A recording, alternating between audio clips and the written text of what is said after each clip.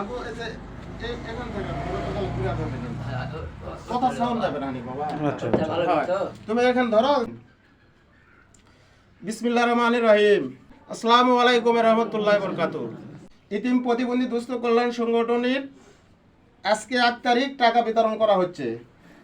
তো যাই হোক, আজকে মূল বিষয় হলো আপনাদেরকে যে দীর্ঘ 2023 সালের জানুয়ারি থেকে আমাদের সংগঠন তৈরি হয়েছে, দেওয়া হচ্ছে 200 টাকা করে। সে 200 টাকা থেকে 100 টাকা বাড়তি করে 2026 সালের জানুয়ারি থেকে 100 টাকা বাড়তি করে 300 টাকা করে দেওয়া হবে আপনাদেরও। আপনারা বুঝতে পারছেন? আর এই সংগঠনের হচ্ছে আমাদের যে আমরা পরিশ্রম করি, অর্থ নিজেরা দেই কিংবা আরও 10 জনের 3 টাকাটা নেই। এই সংগঠনের মূল লক্ষ্য হলো কিন্তু মানব সেবা। এই সংগঠনের মূল লক্ষ্য কি আপনারা বলেন তো?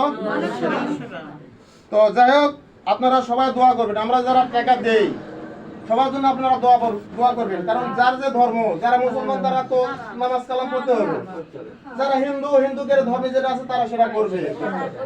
আর একটা বিষয় হলো যে আপনারা পাড়া প্রতিবেশী কারোর সঙ্গে ঝগড়া ঝঞ্ঝাট করবেন না। মনে করেন আপনারা হবে হচ্ছে নম্র ভদ্র বিনয়ী হতে হবে, বুঝতে পারছেন? আপনাকে কেউ যেন আমাকে কিপট না দেয়, ওই মহিলাটা তোমরা টাকা দেন, ওই মহিলার স্বভাব খারাপ, চরিত্র খারাপ, কিংবা ওই যে যার তার সাথে ঝগড়া ঝঞ্ঝাট করে, এ ধরনের হওয়া যাবে না বাবা। বিনয়ী হলে আল্লাহ পাক কিন্তু সবাই ভালোবাসে। বিনয়ী নম্র বিনয়ী হলে আল্লাহ পাক ভালোবাসে। আর সবচাইতে বড় কথা, ধৈর্য ধরতে হবে, কারোর সাথে ঝগড়া ঝঞ্ঝাট করবেন না।